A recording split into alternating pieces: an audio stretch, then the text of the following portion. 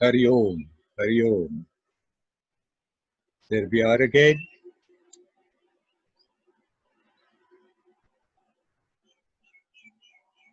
The situation here in India is still the same. Lots of infections. The numbers are rising. So it doesn't look, although there are all kinds of reports that they want to open the airports, that they want to fly again. I don't think this is going to happen very quickly, except repatriation flights, that people can go home if they want.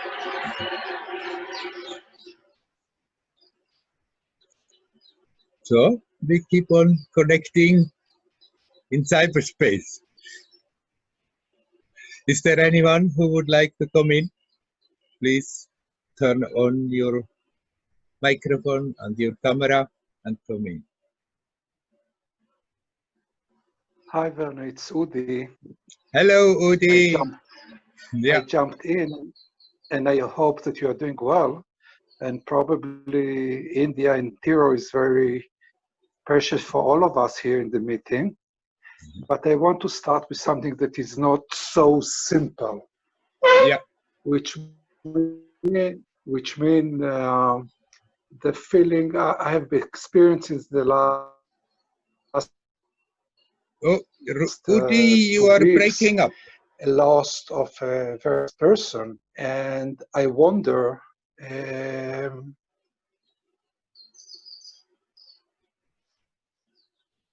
I don't know whether it's in my side or in your side, Udi. Can you hear me?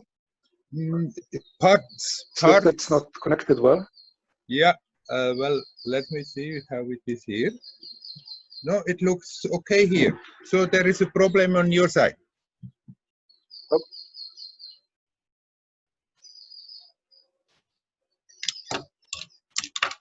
Now I hear you very well. I can hear you, but not. Can you hear me, Werner? I cannot hear you continuously. Well, let's try. Now you're picked. Now I see you again. Okay, let's try. Okay, I will try. I've experienced in the last 2 weeks a loss of a very close person.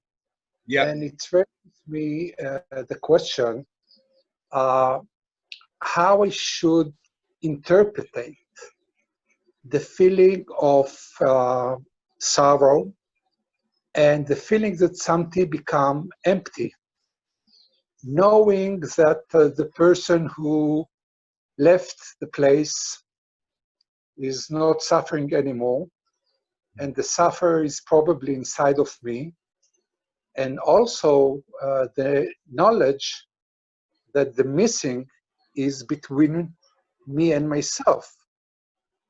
So can you say something about the experience of losing somebody? I've been a tremendous experience with losing, but the question didn't came always like that. Yes. Of course, if somebody you feel emotionally very connected suddenly leaves, it has the tendency to leave.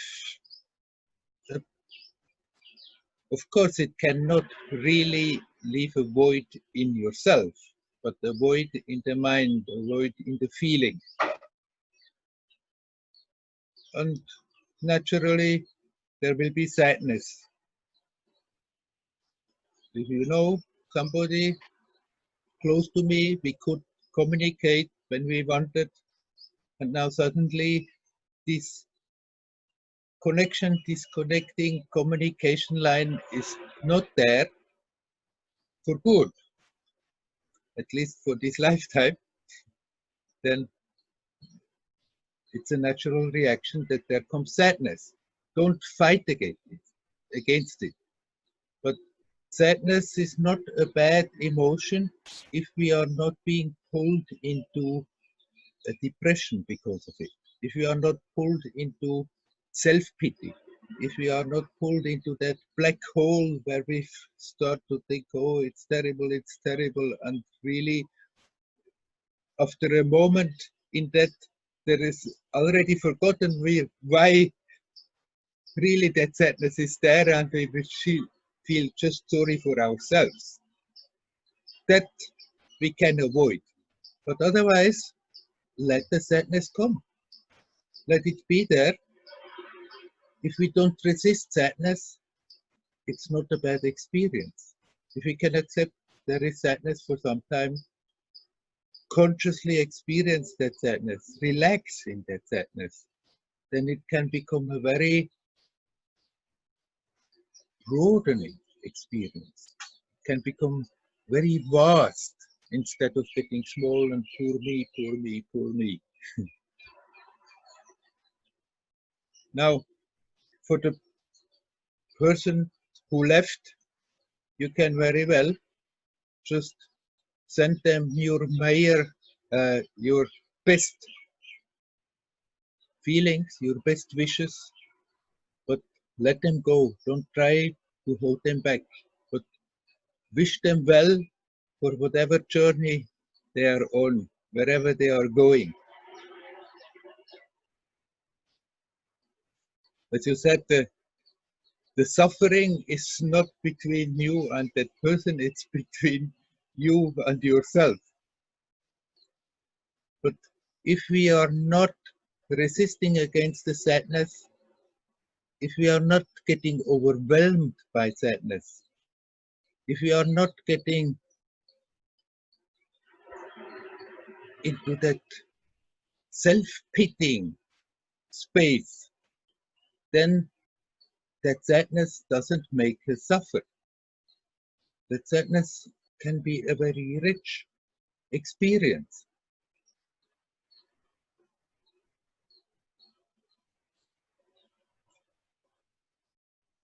Then after some time it will go, the memory will there, and there will be not that sense of a void there, but just the memory is rich in itself, not knowing where that being has gone, but at the same time having the conviction it's certainly a good space where somebody goes after leaving this world.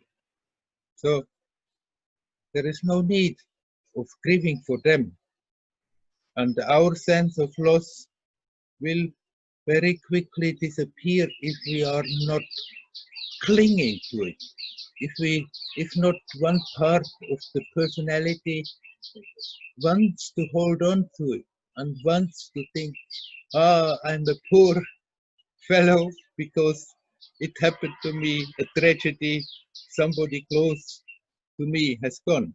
If we don't get into that, then that sense of void will go very, very quickly. And whenever we remember our beloved ones, it's not with a sense of loss, but with a sense of enrichment for all the shared memories we have with them. Are you still there, Udi?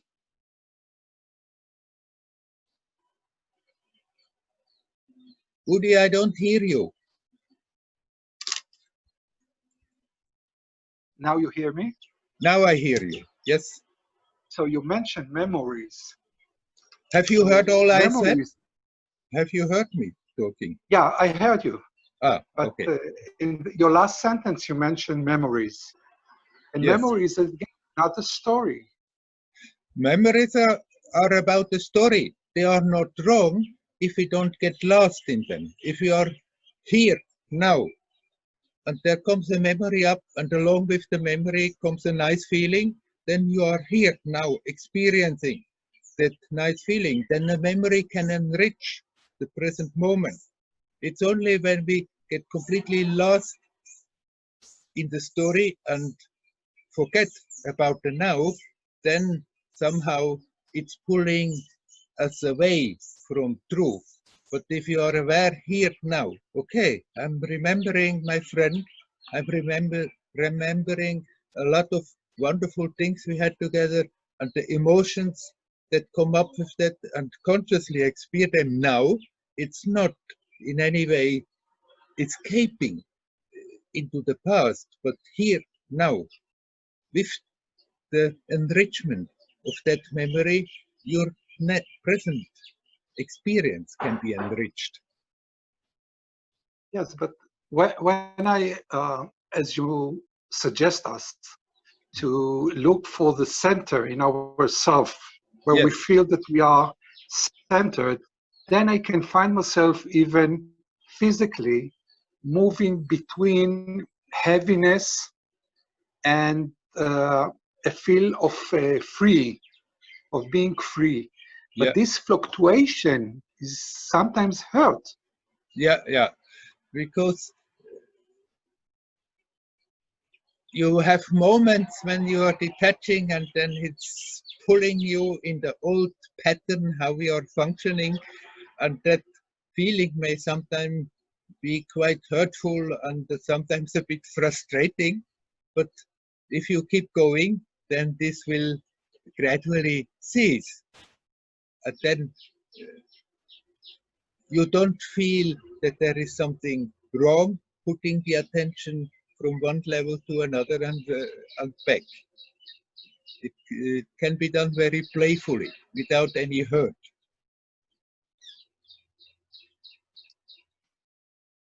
Okay, so it's a good.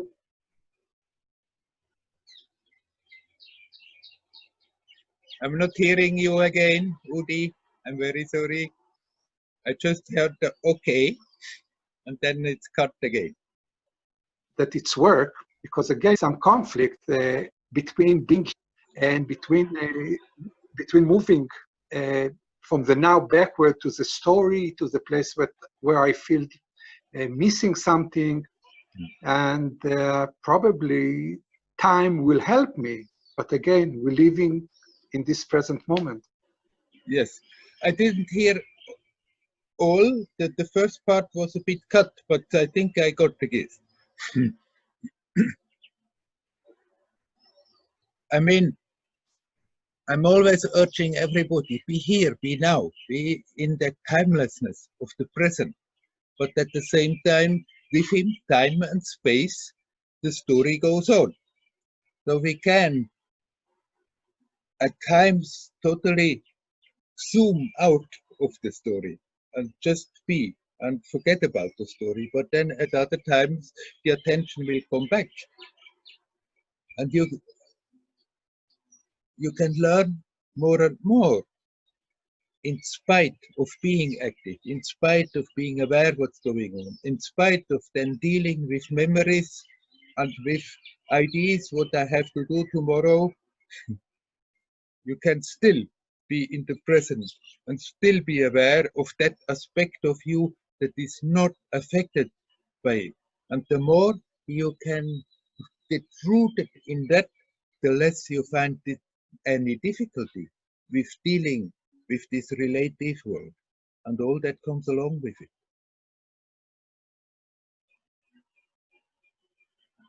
Thank you so much. Thank you Just, so much. just keep going to remind yourself to connect with that silent, with that rock in you that is not moving. And then the more you get rooted in that, the more you can just deal with all that is moving all the time in a playful way. Thank you very much for those words. You're welcome. Wish you well, Udi. Thank you very much. You.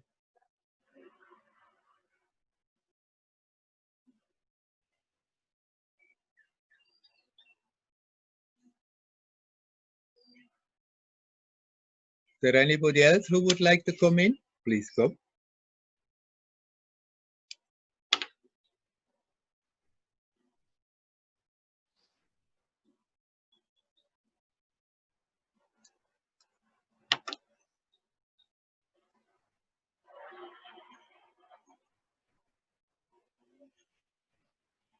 I have quite a background noise from the stone cutters not so far away. I hope this doesn't disturb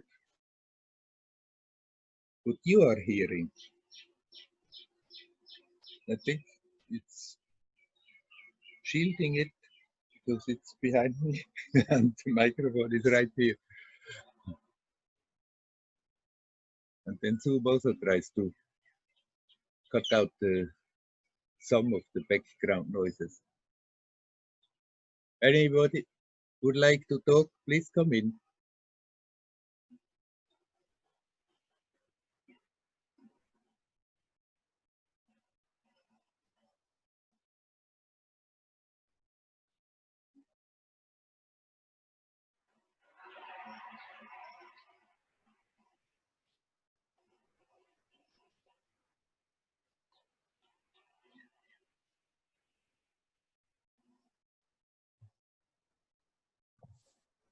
Good morning, Werner.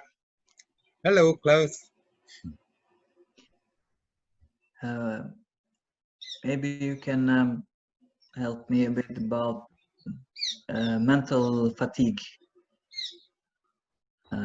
After a week of work, work with the social service, and I get home and yeah, there's very little energy left after the day. I'm just tired. So yeah, I wonder why it's like that. Do you have any ideas? Well, I mean, if you work the whole day long, it's not surprising that you are tired in the evening. But you said the mental fatigue, and the mental fatigue comes mainly that there is often a lot of resistance that we are having. We are confronting situations and we think it shouldn't be like this. Yeah. It's instead of accepting, even if the situations are not according to our liking, even if they are not at all the way we think it should be, but if we can learn to have that broad-heartedness of just accepting the situation as it is and go from there. If we can improve it, fine, great. If we try and if it doesn't work, then also okay. If we can have that attitude, then it's less tiring. Most of the tiredness of that mental fatigue comes that sort of, oh, I'm trying and it's not working and I'm doing this and why and what for, what's the point?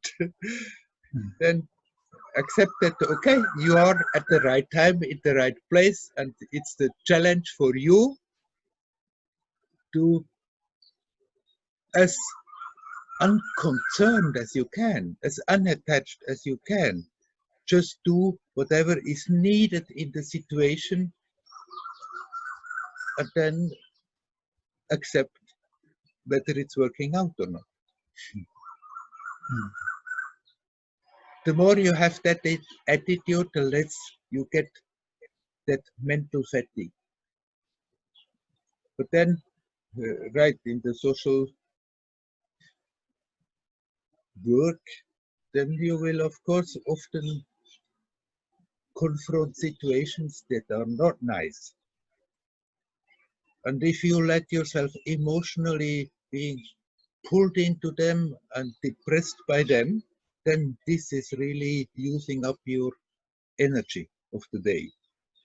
But if you can accept, okay, it's just as it is, even if the situation shouldn't be like this, it is as it is, then you have much more creativity left in you to deal with it. Okay, it's as it is. We can try to do something about it. Maybe it works, maybe it doesn't work. But at least we can put some positive energy into it. And of course, if you deal with people, sometimes they cooperate. if you want to help them, sometimes they don't cooperate. If you want to help them, and then I accept that also. Okay, if they don't want to cooperate, if it's not ugly enough for them that they have the motivation to cooperate to improve their situation, then it is not your fault and it's not something you have to feel bad about it. I think I started to realize also here that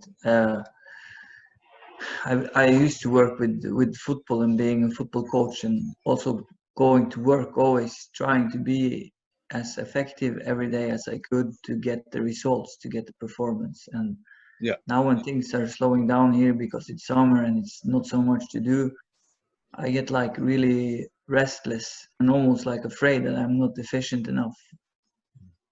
I'm just sitting, and maybe sometimes there's nothing to do, and then it's like, okay,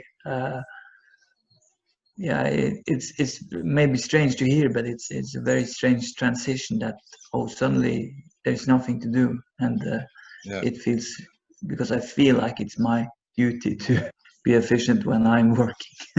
Yeah, right. Want to see results. Yeah. Right. But now you are not coaching, not football coaching. No. But you just meant you had that. There is very strong that attitude that you do it in order to win. Yeah, to get results. It's like the standard. If you don't work there, you're out. Yeah, right. And now often you find yourself in a situation where there is not much to do. No, there can be times, and I feel I should be efficient there, but sometimes I also don't know how to do the tasks because I'm new there. I also don't have the time to learn all the systems, the computer systems, which can be complex, and yeah, so it's a strange mixture of things. Yeah, but I guess if you have really difficulties, there is also somebody who can show you around and can help you. Yeah, there is. Yeah, it's true. Don't then feel shy to admit that somehow you are stuck, and get the help of somebody who has been busy with the same thing for a longer time and knows how to do it.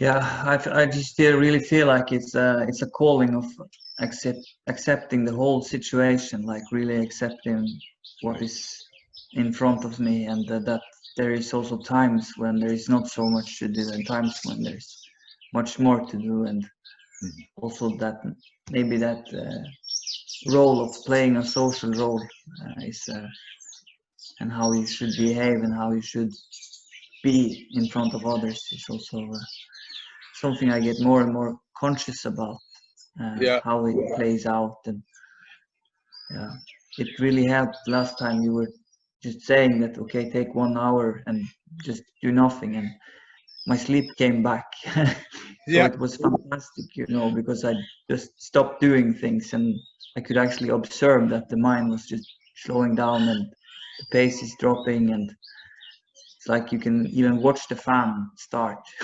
and slow down. And now you can sleep again. Yeah. Great. That's good. Okay. I mean, of course, you have to adjust in the environment where you are to some measure. That is true. But be authentic. Be yourself.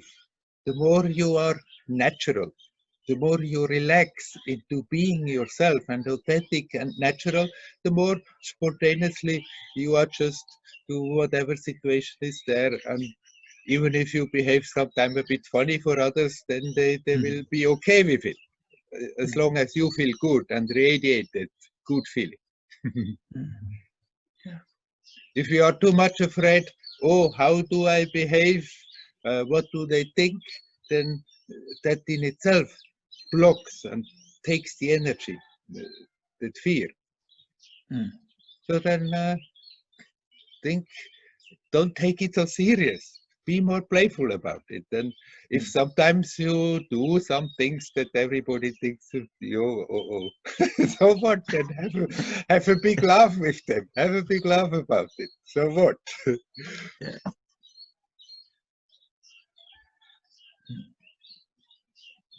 If we have that innocence that we are connected and we are authentic, then people also can accept that if sometimes we are not behaving according to protocol, they can, you can adjust, or they can adjust, and they accept that sometimes you do things in your own way. Yeah. Because the more you are authentic, the more you radiate something that is nice, and people are affected by it. And that is more important than whether you do everything exactly according to the protocol that is expected in a situation.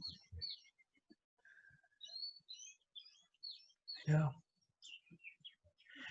Yeah, I can sense what you're saying also. It's happening that I also see how forgiving people can be with each other's mistakes, because you know, it's with that work it's easy to make mistakes because you don't have the whole information that you need in the moment to make the right decisions, and sometimes it's urgency and you have to do it anyway to help. But I see that people are especially now when it's a bit more relaxed, and that people are more like forgiving with each other and not so aggressive towards others' mistakes. So it's I think it looks good in that way, that less aggression with that. Yeah, and I think also for me it's also to see this, that let go of maybe that hidden big target of becoming something in this life. You know, the ego wants to do some great things in this life, and now it's just nothing great going on. So it's yeah, it's hard to adjust, but I feel I'm on the right path. I feel like this is coming up, and when I can see it, I can relax with it. I get more and more conscious with it. Right. This career thinking is a great block. After all, when we get out of this life, what does it matter at the time? How far we have gone in our career, how much of external things we have accumulated or achieved, how many people have told us, oh, it's so great what you are doing. Once you get out, what counts is whether you have been living your life consciously, intensely, joyously. So it's much more important that you learn to live in the present, playfully, learn to deal with the situations as they come, spontaneously, naturally, authentically, and then not have the idea how many points I'm getting out of that in order to improve my standing. Yeah. This is all a big play, this work. We don't have to take this damn story so serious. We just come here, play for some time, gather experience, and get out of it richer for it.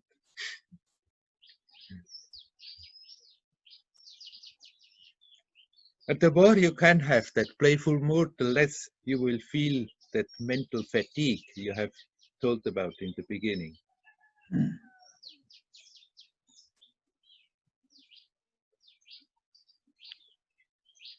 Yeah, yeah, thank you very much. It's really helpful to talk with you. I'm happy to hear that. I wish you well, Klaus. You're doing fine. Just continue being aware what's going on, being aware what is blocking you, what is limiting you, and as you are aware of it, as you see it, gradually you can let it go. Hmm.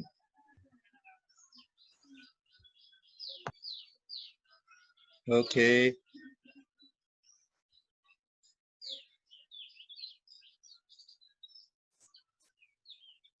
Is there anybody else who would like to talk? Please come in.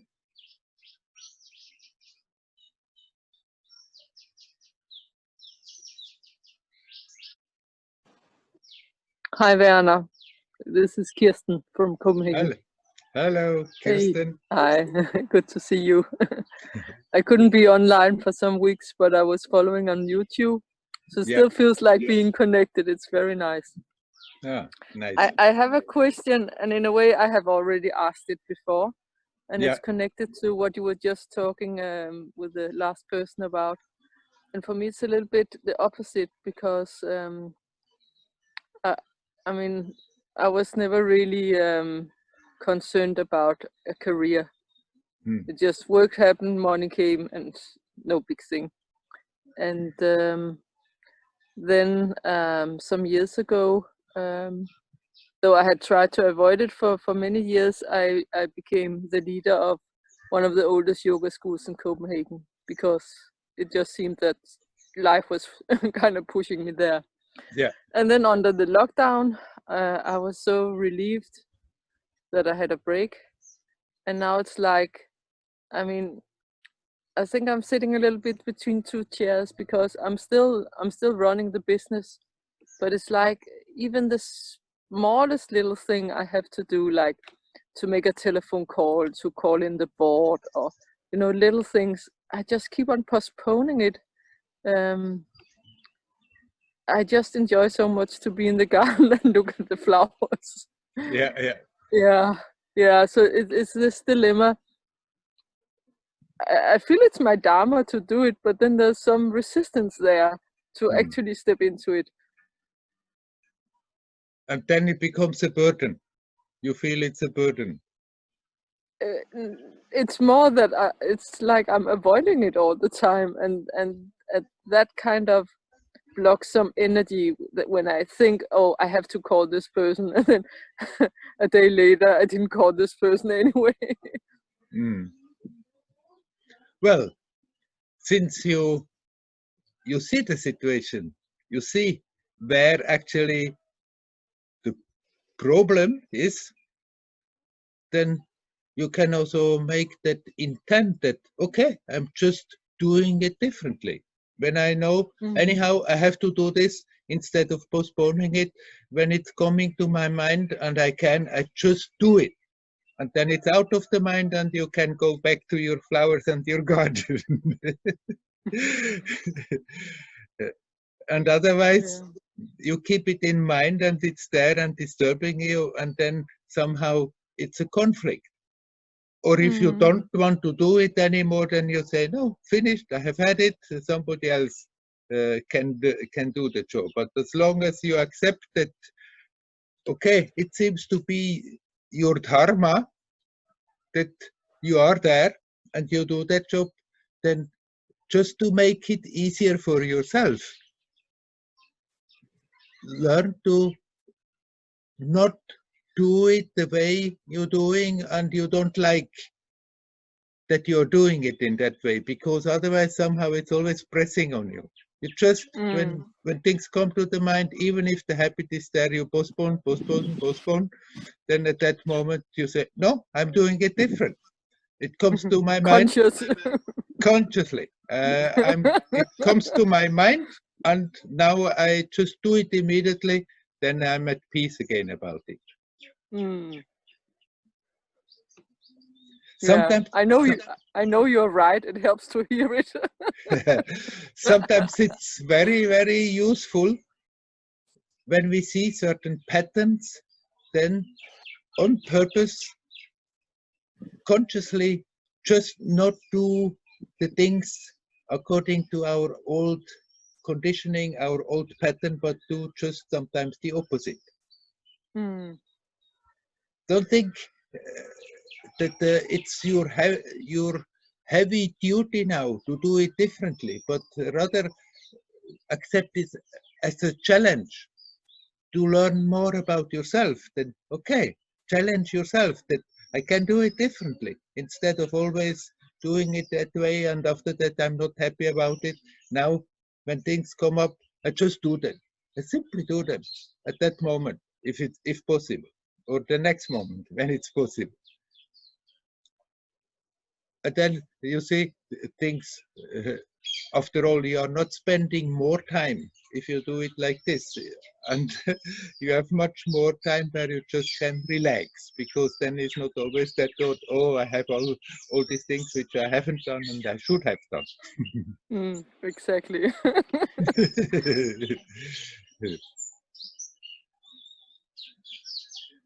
After all, it's the person is a bundle of patterns.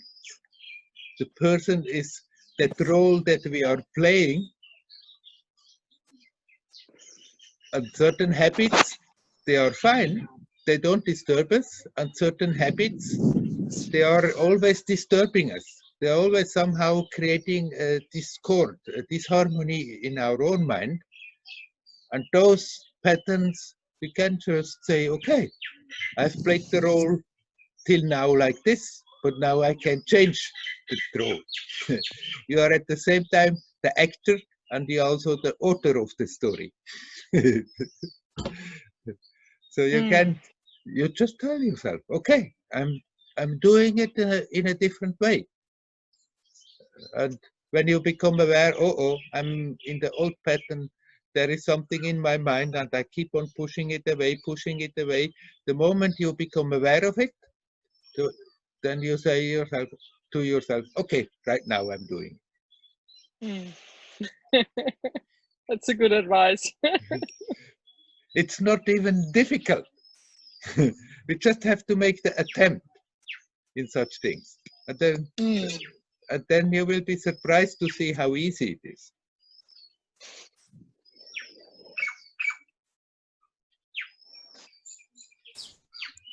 Yeah. Thank you. You're welcome. Are you in Copenhagen?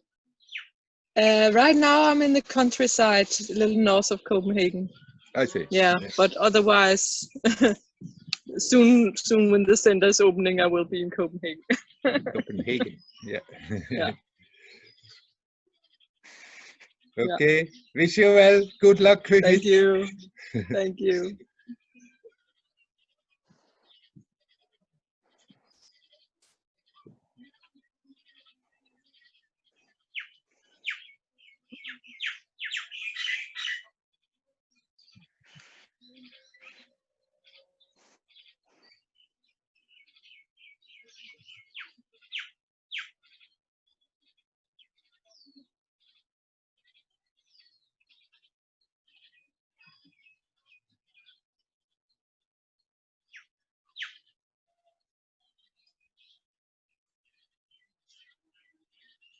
Actually, what I have been talking about, in one way or another,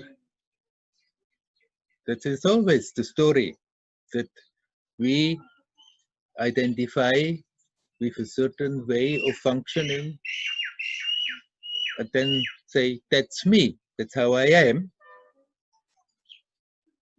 It doesn't matter in what field it is. It doesn't matter what the whole story is about. But then people think, oh, I'm doing things like this, I'm doing things like that, and are not happy doing it. Think, this is how I was brought up, this is how I was conditioned, and this is, we cannot change. But actually, these changes are not so difficult as we may think. The very thought that it's difficult to change things, that of course is the first sabotaging agent that we think, oh, it's difficult to do things in a different way.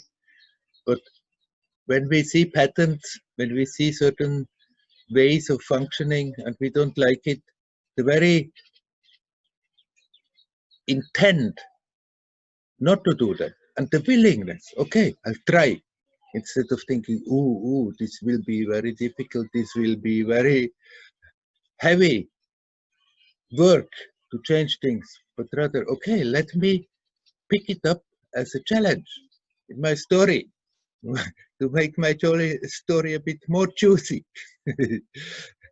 Pick up the challenge, and even if after that we become aware time and again, we are sucked in without being aware of it in the old habits of functioning, of acting, of reacting, then at the moment we become aware, oh, there I am again, got me again. But there we can say, no, I just now, at this moment, don't think about, and maybe it's possible, maybe it's not possible, oh, it's difficult, no, it's not easy, but at that moment, just go about it. If we start to do that, then we become aware, actually, it's not so difficult to start to eliminate those patterns that always create tensions and that we have been carrying along, and always it has been a burden. If they are not a burden, if the patterns are there and we can leave them and they are not a burden, we can playfully keep them there as they are. And after all, in one way or another, we have to behave. As long as we are here, somehow or other, we have to spend our time, and each one is playing another character. That is fine. But when we see characteristics that are disturbing, they are always somehow in the back of our mind nagging that they are there, then we can also really accept, okay, this is a challenge. Instead of thinking, oh, it's difficult to do something about it. No, joyously accept the challenge. Oh, there is something I really can work on, something I can do, something creative, something positive, something that helps to broaden the consciousness. And it can be the most simple aspects in our daily life that are always there and a little bit off key. And after that, it's still nagging in our mind, why am I doing always like this? And we can just, even with simple things, accept it. Okay, it's a challenge. So let me pick up that challenge and be alert, see what's going on. And when I become aware, there it is, there is the pull to just go into the habitual way, the way I don't want, the way that has unpleasant results, the way that is just a burden. At that moment, just, oh no, right now, I'm just doing it different. At that moment, to do that step is not so difficult. It's only because we think it's difficult. And if we start to do that often, then it's becoming easier and easier. Still, it's not that we have to become perfect personalities. There's no such thing anyhow. It's not that we have to become closer and closer to an ideal of a saint. But if the personality is in such a way always overpowering that the attention is completely pulled into it, there we can do something about it, that it's becoming easier to see this person is just a role I'm playing in the theater of this world, but actually I am not this person. Not because we have to become a more saintly person, but simply to eliminate those ways of being, those ways of experiencing, those ways of acting and reacting that have the tendency to completely overpower the attention, that we totally forget that there is something that is not affected by it. and pulls us in the midst of the situation, and the belief that I'm this person separate from the whole rest of the world, and most of the time from that perspective it's a fight, me against the universe.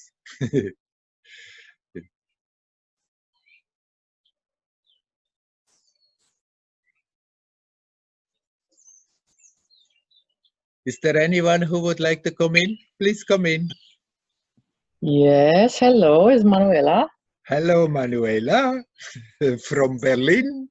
from Berlin. From Berlin, nice weather.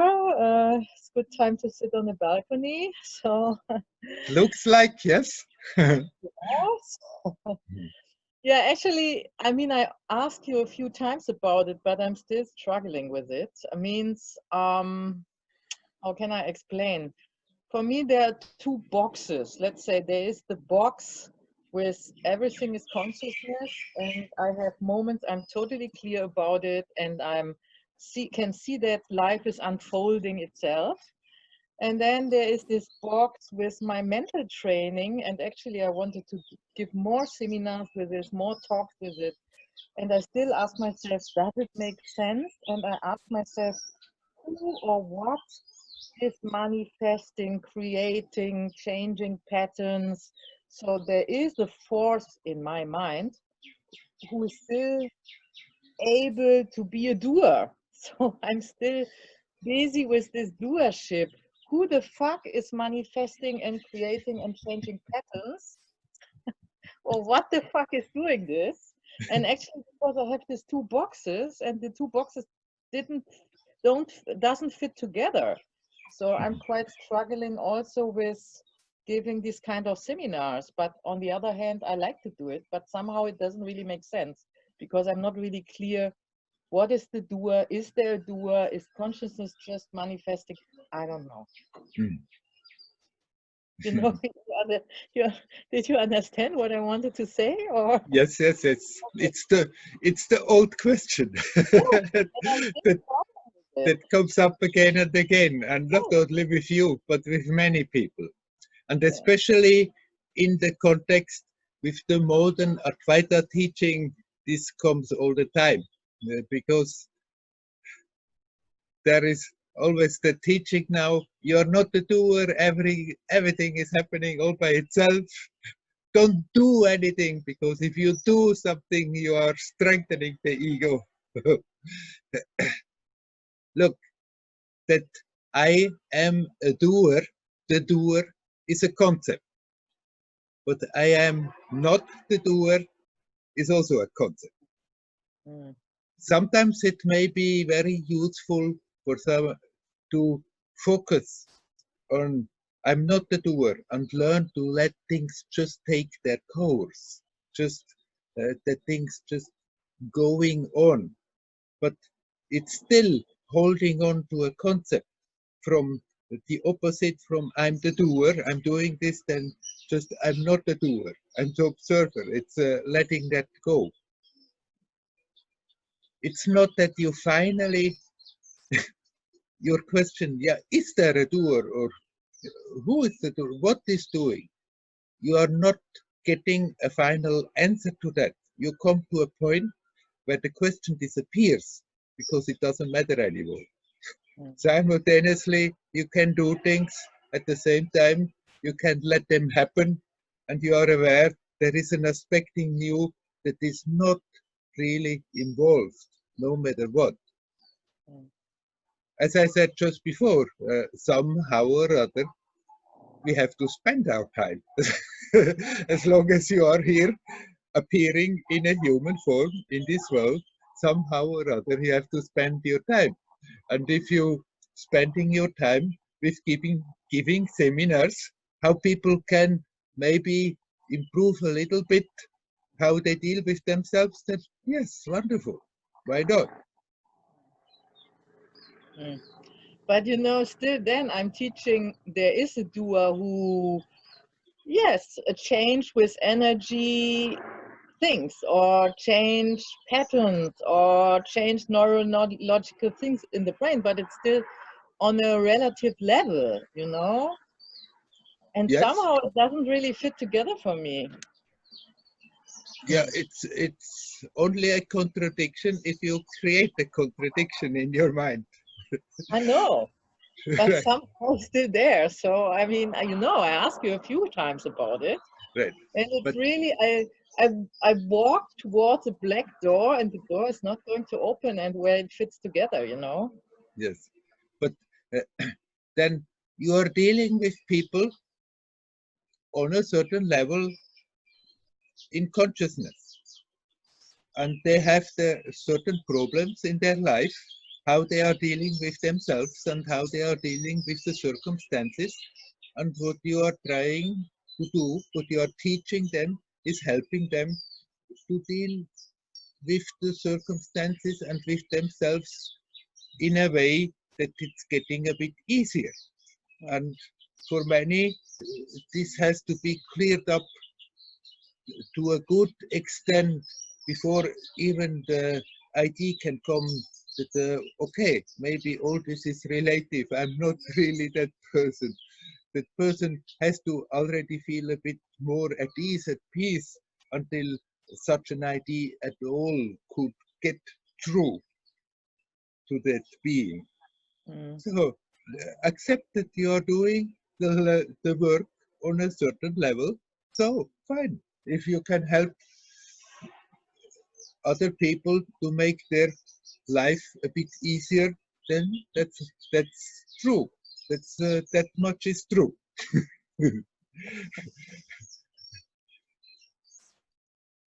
Don't try to tell them they are not the doer and just let things happen if you are aware that, I mean, it's going completely over their head. No, I don't do that. Yes. And don't always sabotage yourself thinking it's wrong that I'm doing that. In that relative appearance, in that relative manifestation, people are on their own level and have their own problems. And if you can teach them how to deal with their problems, that it's a bit easier for them in their life, that much is true. That's a great job. So don't think that's something wrong with it because it's not the highest or God knows what. Yeah. Okay. Okay, for the moment, maybe I ask again. You're welcome. No, it's good. If it's coming back and it's turning around, then don't feel shy to come back with the same story. We can talk about it again. I don't feel shy to ask again. No, actually, no, you won't. Thank you very much, Werner. You're welcome, as always.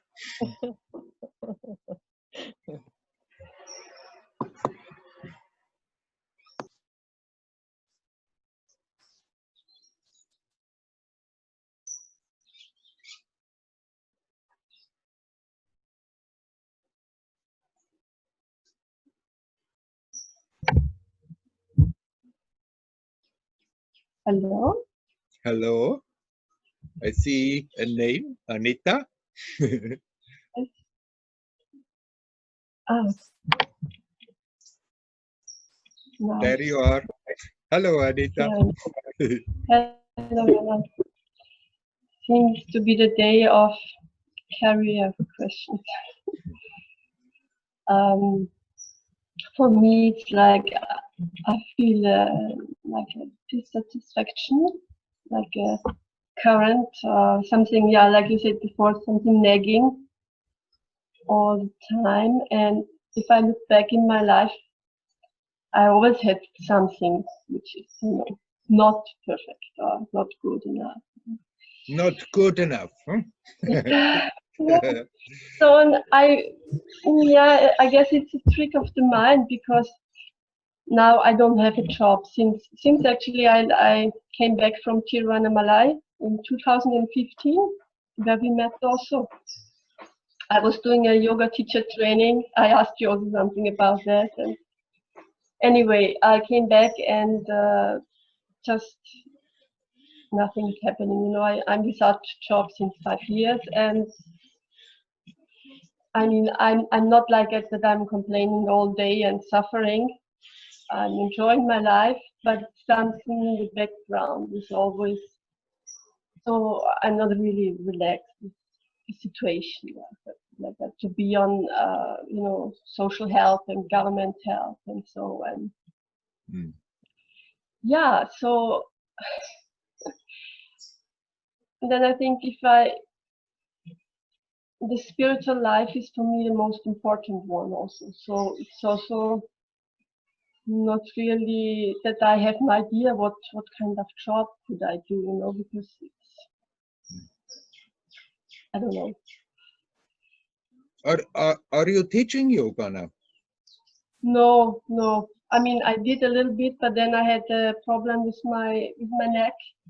I had to stop, and also I'm not really fit enough, I think, to teach this. Yeah. Yeah.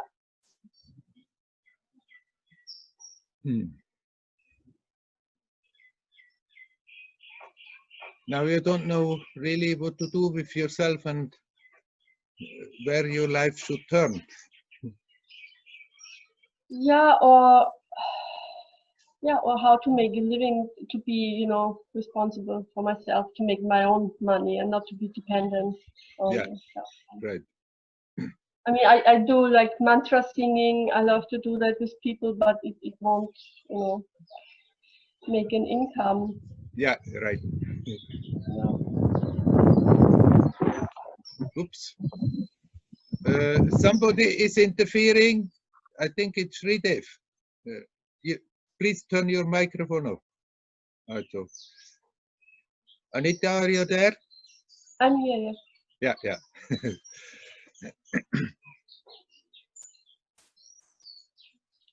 Yes. So, yeah. You are maybe not directly earning money with doing this kind of things, but you are still doing something that is having a good effect on you, on the people who are doing it, and on the atmosphere. Then you can also accept that somehow you're doing something, you're giving something into the universe, and the universe also in other ways brings something back to you.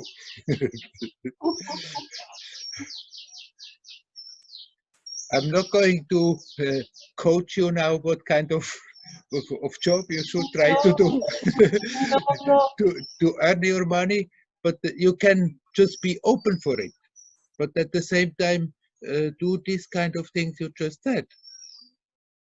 With people that you feel is a good thing to do, even if you don't earn money with it, then it's like an energy balance. You give something out to the universe, and the universe, through social help, keeps you alive.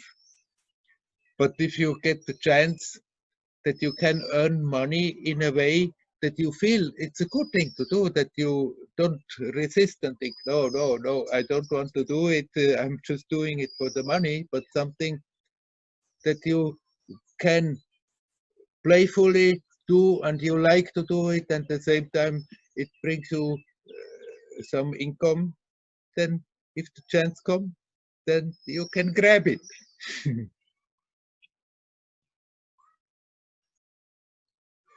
Most probably what's needed, that you are really open to it in your heart and not afraid. Does it come? Does it not come? Is it working out? What should I work? Or if I work, is it, how can I deal with it? Can I deal with it at all? But just be open that you are ready to experiment. have again some new challenges in your life without getting completely lost in it. Still, remain true to yourself. Remain, as I said to Klaus, remain authentic yourself.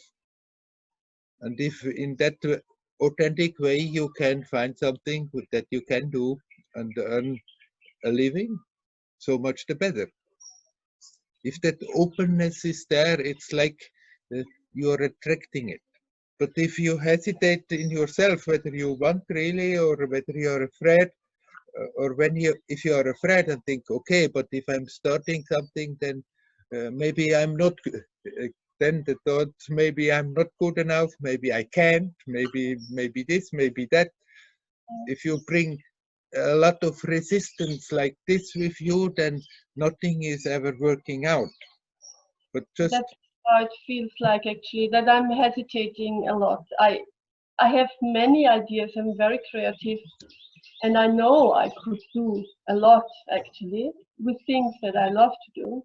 yes, But I know that that I have this potential, but somehow I'm, yeah, something or some mind pattern is how do you say, preventing from me to make the steps. And right. yeah, It's not something from outside. It's not somebody else that prevents you.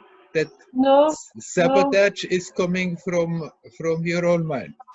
yes, yes, Then be watchful for that saboteur. And when you see it coming up and when you have ideas, then you just don't get along with it.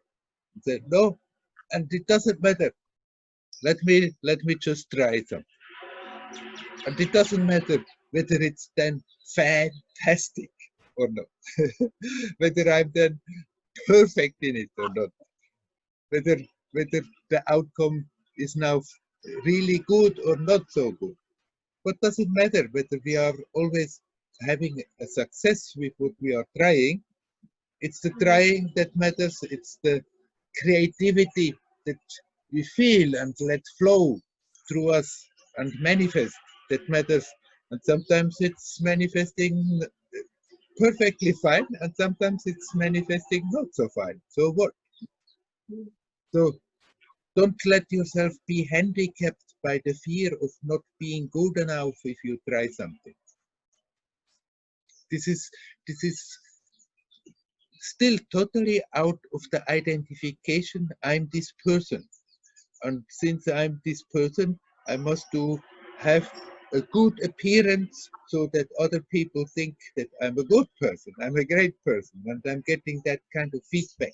But if we learn to detach from that expectation, then we can go playfully in no matter what situation, and sometimes we make a fool out of ourselves, and sometimes we are very successful, and so on. What does it matter? You are still what you are. So give up that handicapping sabotage. That after all, you are not happy with the situation, that you are financially dependent.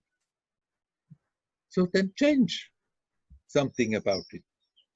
And especially you say you are very creative. Actually, you have plenty of ideas.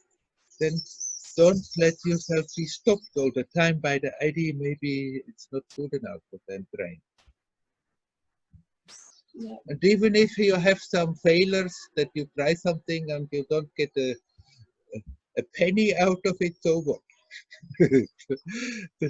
At least you have the satisfaction that you have not hesitated, but you have manifested something and still brought something out in the universe which will pay back in its own way, even if it's not money. Yeah. But No, that's good. no, but I waited for the but. No, but No, but it's good. Thank with you. Yeah. with daring to make steps comes the confidence. You just have to have enough confidence to make a little step, and that brings us the confidence to make one little more step. You cannot artificially somehow just have now total faith.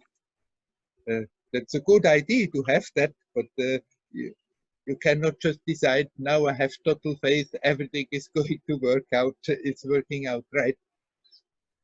That faith, somehow we have to earn, but we can have enough faith that we dare to make a little step. And from that daring comes the faith that we can make another step. And like that, it grows, that self-confidence is growing. That self-confidence is mainly not simply the idea, I know that I'm good and can do my things perfect, but self-confidence is much more that knowledge that in me is a part that is not affected by what is happening. Whether I'm playing the role of somebody who is successful or not successful, there is a part in me, I'm totally fine and it's not affected. And the more you can connect with that and dive into that, the more that confidence is there, that you can dare anything. If you are not afraid of failures, if you are not afraid of what kind of feedback it could bring, then basically we can do anything.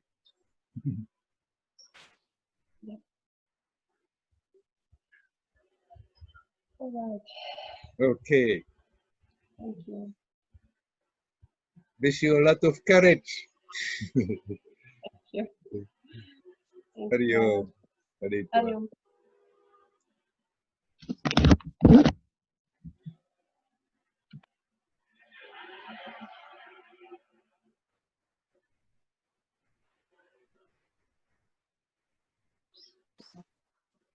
Is there anybody who would like to come in? Hello, Werner. Hello, Nelly. Hello. Werner, I have some question.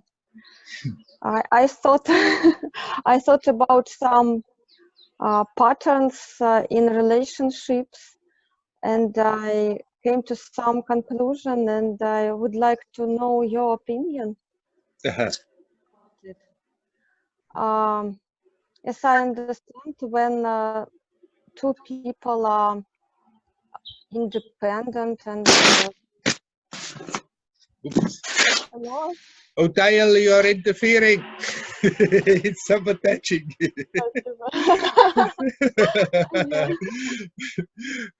Okay. So okay. I see that if there are two people in a relationship and if they are independent, they when each of them can earn money or cook dinner or do something else, they don't demand anything from each other. They can be absolutely independent and just share with each other what they have and just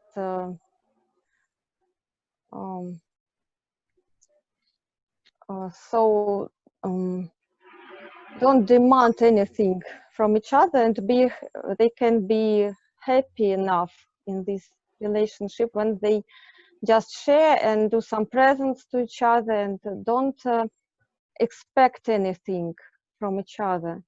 Yes. But when the baby comes in this relationship, then a woman become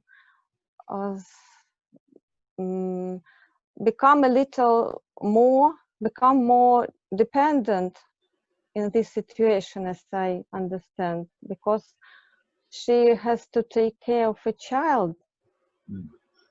And sometimes I see that a woman complain to their husbands or ex-husbands that don't help with money or with something else to grow up their children. And it happens very often, as I see. And I thought about this situation, how to live without any expectations, any complaints for women And and I came to this conclusion then that a woman should be more responsible in this situation. So she should deliver a baby only if she has this intent to grow up him alone. If it happens that the man is not near and if they each other. So I mean that it's not healthy to live in the situation when you wait something from someone, when you expect something. From the other side, I understand that it's not easy for a woman to be at the same time with the child and to earn money. And this is some difficulties, or she should just trust the existence that if she has this deep intent to grow up a child, then everything will help her, or she, of course, she can have some difficulties and everything that can happen even in usual life, but just trust yourself and trust the existence in this way, just to be. What do you think about it? I think you are expecting a lot of maturity of young people who want to have babies. Look, young people, they are all enthusiastic and together and in love, and think the life becomes even richer if we have a baby or two, without always thinking of like now after years you can think like this, but when you are young and you have your baby, you usually don't think that after that you should be alone, and somehow you should be prepared to manage that. I think you are just expecting a bit too much maturity of the young people. Of course, it would be nice if people were very responsible and first think and then have a baby, and when they have a baby with the intent, okay, I'm spending the next 20 years somehow to help that human being to grow up. But I'm not at all agreeing that it should be only the woman, but after all, there are two people involved to create a baby. And the one who is doing all the work, there's nothing wrong that the other one who was involved also should contribute, even if somehow the man doesn't want to contribute with being present. There's nothing wrong in that expectation. That the ex-man also should do his part. Absolutely nothing wrong with that. But it's good to have the liberty that you are not getting crushed and unhappy if that expectation is not fulfilled. But the responsibility is not simply with the woman, but it's with both people. And a man who is involved consciously to bring a baby into this world is as much responsible to help, to contribute that that baby can grow up and become an independent, as good as possible, independent personality.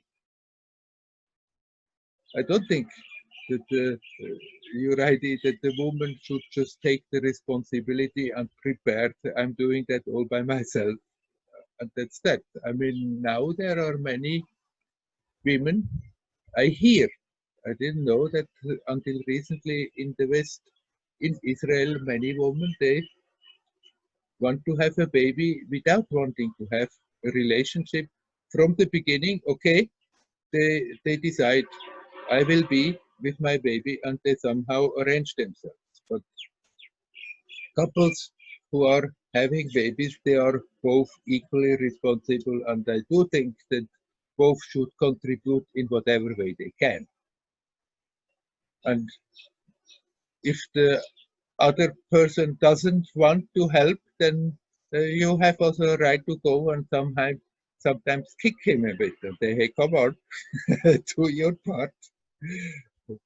At the same time, it's good that in spite of that, that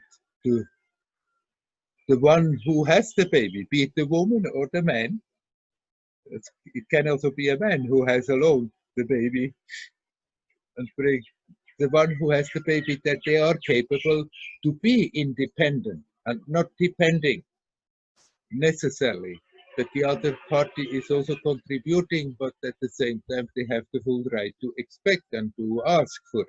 There's nothing wrong with that.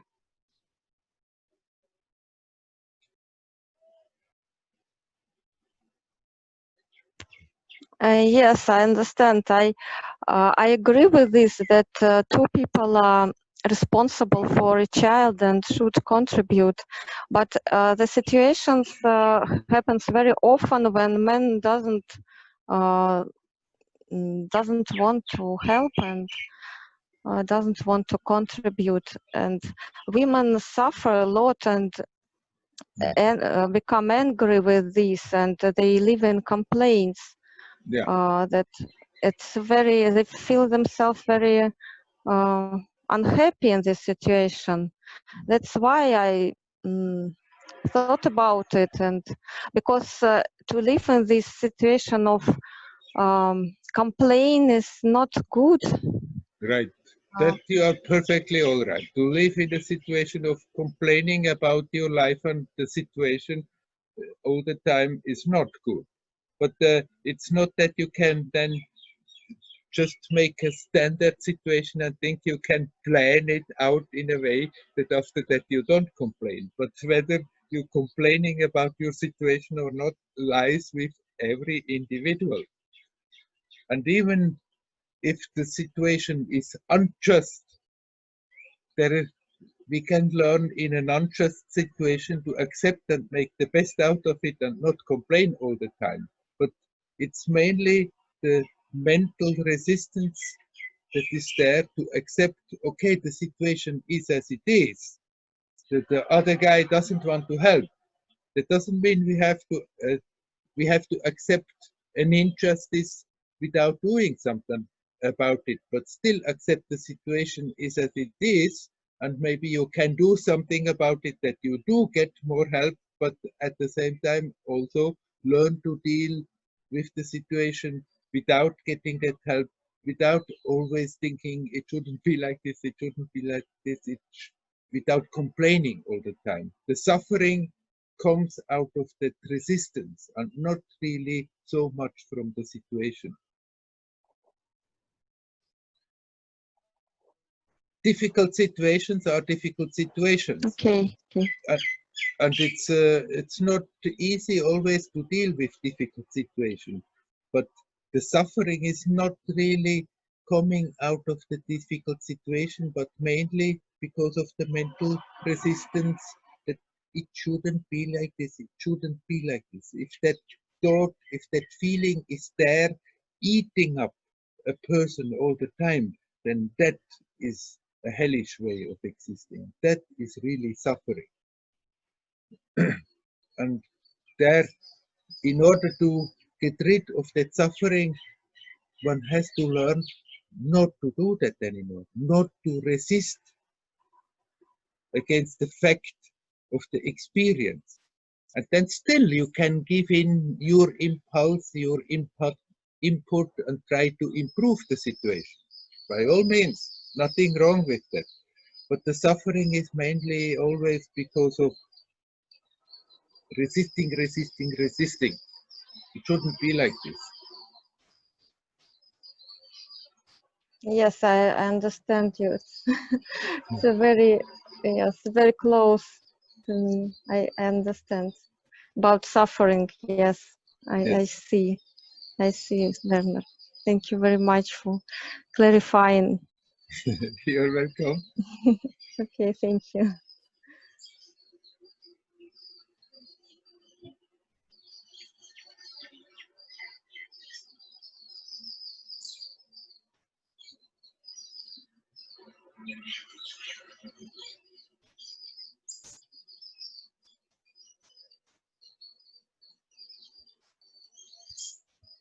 This question of the suffering, where is the suffering coming from,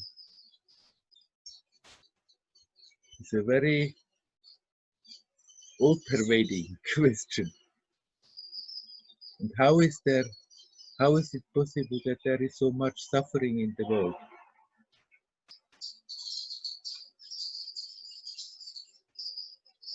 Of course, there are places still, unfortunately, it's true, there are still places where people are really hungry, that they cannot eat enough, and it's good to do something about it to feed them, by all means.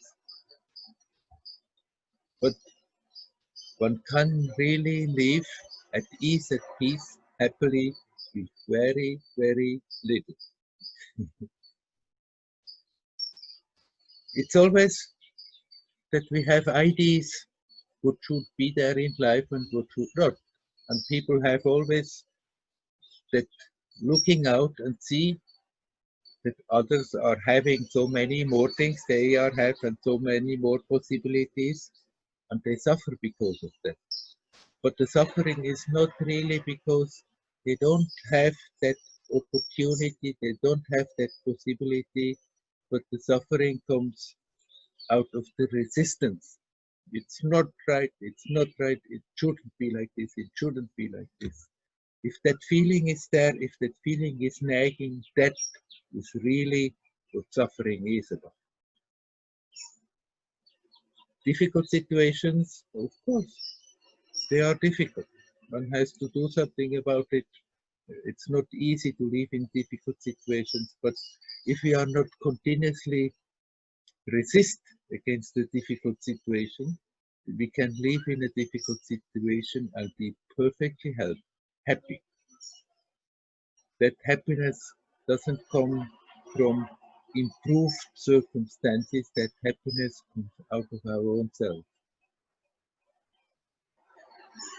Resisting against the fact of the experience is misery. That doesn't mean accepting is weakness. That doesn't mean accepting will be that after that we just are there and anybody can do to you whatever they like. Anyone can walk down on you and you just have to meekly accept, okay, accept. No, accepting is strength. Accepting is not fall into that trap of always screaming against the situation as it is, but accept the situation as it is, even if it's not a nice situation, even if it's totally against what I had in mind should be, but accept the situation as it is, and then we can still give our creative input into it and try to improve the situation. And often it works, and sometimes it doesn't work. And if we have that broad-heartedness to accept that if it works, it's fine, and if it doesn't work, it's also fine, then we are not suffering. I mean, as long as there is a body, sometimes the body hurts. That body pain I'm not calling the suffering. It's the mental anguish that comes also with body pains, for example, that if we can accept, okay, it's paining. That pain is not pleasant. But still, if we can accept the pain is there, and then we do something about it, and maybe that pain goes away, hopefully that pain goes away, then it's just an experience that may make us stronger. But if that resistance is there, if that feeling is there. No, no, no, no. It shouldn't be like this. It shouldn't be like this. Why me? Why me again? Then we are really draining all that beauty, all that beautiful creative energy is drained away by it. It's not the circumstances that make us suffer. It's the resistance against the circumstances in which we find ourselves that make us suffer. And if we stop doing that, then even very unpleasant situations, we have a lot more energy to do something about it and to change them, to make them into more pleasant situations. Nothing wrong with that if we can. But the happiness doesn't come out of that change. The happiness comes out of oneself.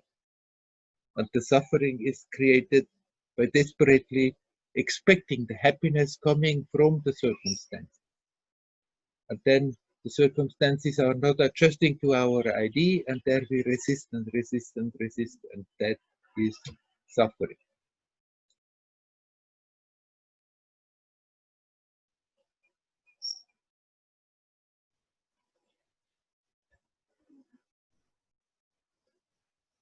Is there anybody who would like to come in? I see it's later than I thought. If anybody would like to ask a question, you are welcome. Because otherwise, I think. Hello, Werner. Hello. Hello, Werner. I want to ask you about importance of morning meditation, early morning. In India, they have special time before sunrise. They call it Brahma. Muhurtam. Brahma Muhurtam. Muhurtam. Yeah. Yes, yes. Time of God when it's very good to meditate. And my schedule last month, I wake up sometimes early, sometimes not early. But first, I want to do some physical exercise.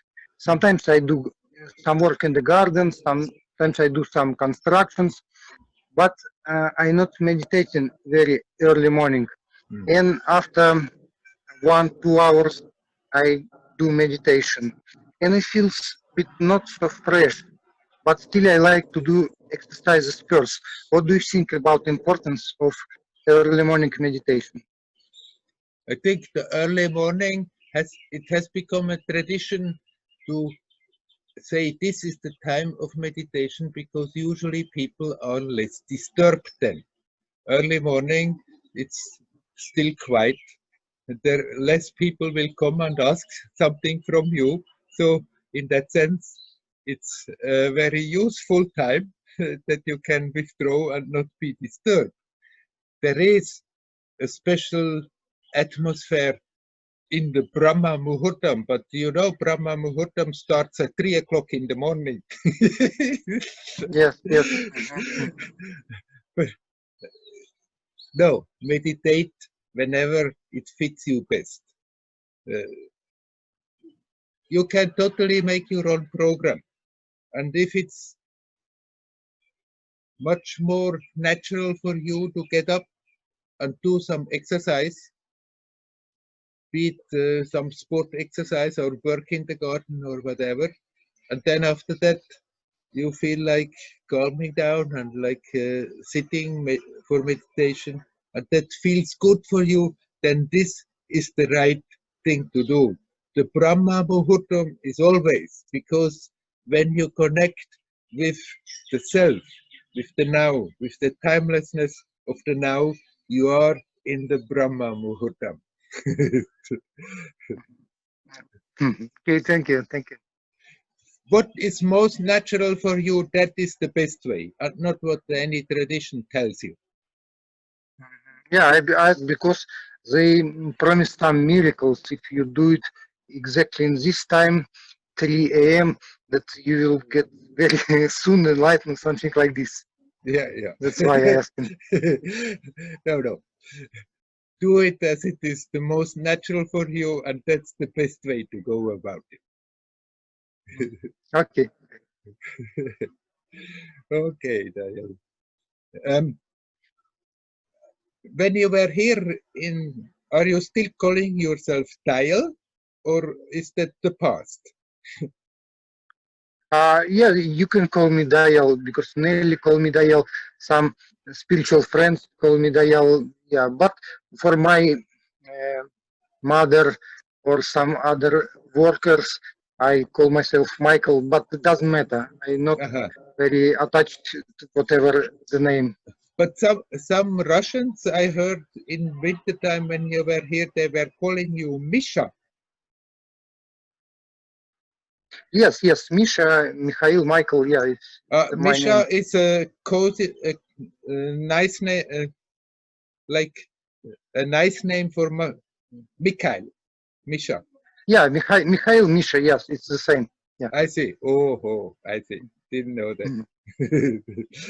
Okay, Dayal, meditate when it's coming natural to you. That's the best time. That's the Brahma Muhurtam. Okay, thank you. Hariom, thank you. Hariom.